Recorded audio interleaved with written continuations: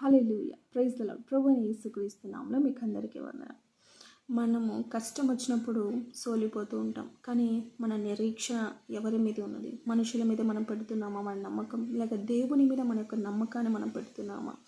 దేవుడు పదే పదే నేను బలపరుస్తాను, భయపడకము, నేను తోడై ఉంటానని చెప్తున్నప్పటికీ మన నిరీక్షణ ఎక్కడ అని దేవుడు అడుగుచున్నాడండి. దేవుడు ఒక్క మాట మాట్లాడాలనుకుంటున్నాడు. అదేంటో తెలుసా? కీర్తన గ్రంథం 62వ అధ్యాయం 5వ వచనంలో దావీదు గారు దేవునితో ఇలా మాట్లాడతారు. తన యొక్క విశ్వాసం చేత ఈ మాటను పలుకుతున్నాడు. నా ప్రాణము దేవుని నమ్ముకొని మౌనంగా ఉన్నది.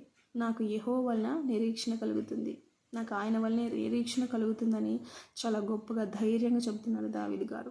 మనలో అటువంటి విశ్వాసం ఉందా? మనలో అటువంటి రోషం కలిగిన మాటలు మనం మాట్లాడుతున్నామా? ఎప్పుడు మనం అలాంటి మాటలు మాట్లాడాలంటే ఇంకా మనము ఒక గోతిలో పడిపోతే పైకి ఎవరు మనల్ని లేవనెత్తలేరు అన్నటువంటి స్థితిలో మనము అటువంటి మాటలు మాట్లాడాలండి.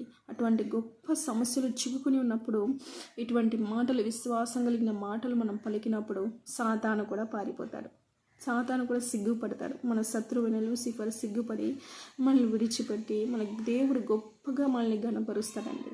కాబట్టి దేవుడు మన నోట్లో ఇలాంటి మాటల్ని ఎదురు చూస్తున్నప్పుడు, సందర్భం వచ్చినప్పుడు, అటువంటి సమయం వచ్చినప్పుడు ఈ మాటల్ని పలుకకుండా మనము ఉండకూడదు.